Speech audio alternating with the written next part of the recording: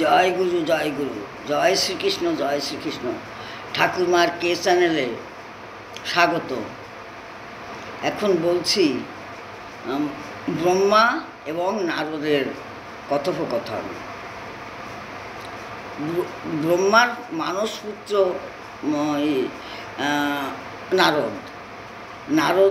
নারদে অভিশাপ দিয়েছিলেন এক সময়, বেশ্যার ঘরে জন্ম হয়েছে, তারপরে হয়েছে গন্ধর্বের ঘরে জন্ম, তারপরে আবার উনি এই ফিরে গেছেন দেবলোকে, ওই অভিশাপের থেকে মুক্ত হয়ে দেবলোকে ফিরে গেছেন। তারপরে উনি দেবর্ষি নারদ হয়েছেন, দেবেদের ঋষি।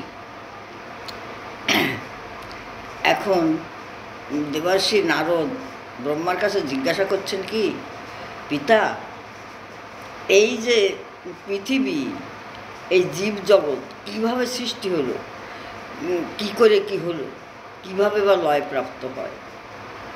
তাই ব্রহ্মা বলছেন কি, এক বিরাট পুরুষ আছেন, তিনি বিরাট, তার থেকে সব কিছু সৃষ্টি, নদ নদী সাগর, তারপরে মানুষজন পশু পাখি, এই দেব দেবতা সবাই তার থেকে সৃষ্টি।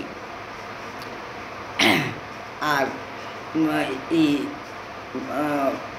পাহাড় পর্বত সব কিছুই তার থেকে সৃষ্টি। সে ছাড়া আর কেউ কিচ্ছু করতে পারে না। দেবতারা সহস্র বছরও যদি ধ্যান করে তাও তার সাক্ষাৎ পায় না।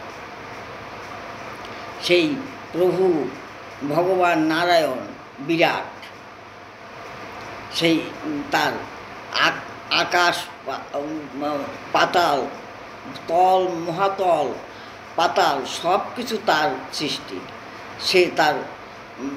সেই সব করে। আজ এই পর্যন্ত রাখলাম। জয় গুরু গুরুদেব, জয় শ্রীকৃষ্ণ, জয় শ্রীকৃষ্ণ।